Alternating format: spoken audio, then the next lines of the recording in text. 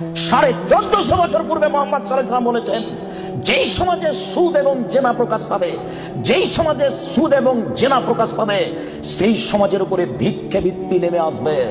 তাদের অর্থ সম্পদ ধ্বংস হবেই, তাকে একদিন না একদিন ভিক্ষুক হতে হবে। এটা জেনার প্রথম বিপদ। মুহাম্মদ সাল্লাল্লাহু আলাইহি ওয়াসাল্লাম বলেন, আমার উম্মত জেনাকে হালাল মনে করবে।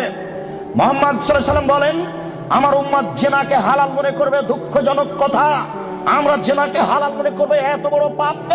জি, আমির রাদিয়াল্লাহু তাআলা আনহু বলেন, রাসূল সাল্লাল্লাহু আলাইহি ওয়াসাল্লাম বলেছেন, লা ইয়াকুনান্না ফি উম্মতি আকওয়াম ইস্তাহিলুল হিরা ওয়াল হারিরা ওয়াল খামরা ওয়াল মাযিব। ওয়াচিরে আমার উম্মতে এমন মানুষ আসছে যারা রেশমি কাপড়কে হালাল মনে করবে। তাদের গায়ে থাকবে সিল্ক জাতীয় জামা, তাদের বাড়িতে থাকবে মখমল জাতীয় চাদর। আমার উম্মত রেশমি কাপড়কে হালাল মনে করবে। 2, আমার উম্মত জেনাকে হালাল মনে করবে। 3, আমার উম্মত মদকে হালাল মনে করবে। 4, আমার উম্মত বাদ্যযন্ত্রকে হালাল মনে করবে। সব দোকানে টিভি, সব মোবাইলে বাদ্যযন্ত্র। কারোর কাছে এটার পাপের কাজ নয়, কেউ ভাবে না এটা পাপের কাজ। শুনুন, এই ছেলে, তুমি খুব ধৈর্য ধারণ করে থাকো। আলোচনার শেষের দিক যত যাবে তত গুরুত্বপূর্ণ আলোচনা হবে। তুমি খুব সতর্ক থাকো, যতই কষ্ট হোক। সম্মানিত মুরব্বী, আপনার যতই কষ্ট হোক, আপনাকে আমি কিছু সময়ক্ষণ অপেক্ষা করার জন্য অনুরোধ করছি। আপনি ধৈর্য ধারণ করুন, ইচ্ছা করলে এই সময় বের করা যায় না। মুআয ইবনে জাবাল রাদিয়াল্লাহু তাআলা আনহু বলেন, রাসূল সাল্লাল্লাহু আলাইহি ওয়াসাল্লাম বলেছেন, নেতৃত্ব শুরু হয়েছে নবী দিয়ে, দয়া দিয়ে, তারপরে নেতৃত্ব হবে খলিফা দিয়ে, দয়া দিয়ে, তারপরে নেতৃত্ব হবে জোরজার মুল্লুকতার, তারপরে নেতৃত্ব হবে নেতা। হবেই হবে, সে যে কোনো মূল্যে তাকে হওয়াই লাগবে, যে কোনো মূল্যে। এই শ্রেণীর মানুষদের 5টা পাপের কাজ আছে।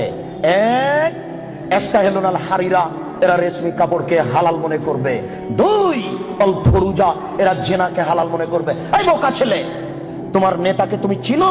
আর জেনার লাইন লেগে আছে, তুমি দেখো তদন্ত করে। আল্লাহ নবী বলেছেন, আমি অনুবাদক। এসব সমাজের নেতারা জেনাকে হালাল মনে করবে। 3, মদকে হালাল মনে করবে। 4, দেনামদিনেরা ধনী হয়ে যাবে, ধনী হওয়ার জন্য যে কোনো সাহায্য পাবে। সম্মানিত উপস্থিতি, এই ছেলে থামো। ওই দিক থেকে কোনো মানুষকে এদিকে আসতে দিও না, চলাচল বন্ধ। ওই দিক থেকে কাউকে এদিকে আসতে দিবেন না। আপনি ধৈর্য ধারণ করো। এই ছেলে, ওই কোণাতে কাউকে এদিকে ঢুকতে দিও না। তার মানে যে যাচ্ছে, যতটা মানুষের গায়ে হাত লাগবে বা ধাক্কা লাগবে, সে আমার কথা বুঝতে পারবে না, সে বেখেয়াল হবে। অতএব তুমি সোচ্চার হও, তোমরা দায়িত্ব পালন করো। আজকে তোমরা বক্তব্য শোনো না, আজকে জনগণকে সহযোগিতা করো। আবু হুরায়রা রাদিয়াল্লাহু তাআলা আনহু বলেন, এতাহারাজুনা তাহারুজাল হিমারে, গাধা যেমন গাভীর সাথে মিলে লজ্জা বুঝে না, ষাঁড় যেমন গাভীর সাথে মিলে লজ্জা জানে না, আমার উম্মত খোলা মাঠে জেনা করবে, লজ্জা বুঝবে না। মুসলিম। গাধা যেমন গাভীর সাথে মিলে লজ্জা বুঝে না, ষাঁড় যেমন খোলা মাঠে মিলে লজ্জা জানে না, মানুষ তেমন খোলা মাঠে জেনা করবে, লজ্জা বুঝবে না। এটা আপনাকে আমি কি দিয়ে বুঝাই, আপনি নিজেই বুঝেন। এই ছেলে, রমনা পার্ক তোমার বাড়ির পাশে, তুমিও সেখানে যাও। ঢাকা বিশ্ববিদ্যালয় তোমার বাড়ির পাশে, তুমি সেখানে যাও। আর ওই কোথায় জিয়াউর রহমান সাহেব মারা গেলেন, হাড়হাড্ডি নিয়ে এসে সংসদ ভবনে পুঁতে দেওয়া হলো। শোনো, গোটা মাঠ হলো জেনার কারখানা। এই রাস্তা দিয়ে মিনিটে লক্ষ মানুষ হাঁটে। ওসি যান, দারোগা যান, চেয়ারম্যান যান, এমপি যান, মন্ত্রী যান, ডিসি যান, এডিসি যান, মিনিটে লক্ষ মানুষ যায়।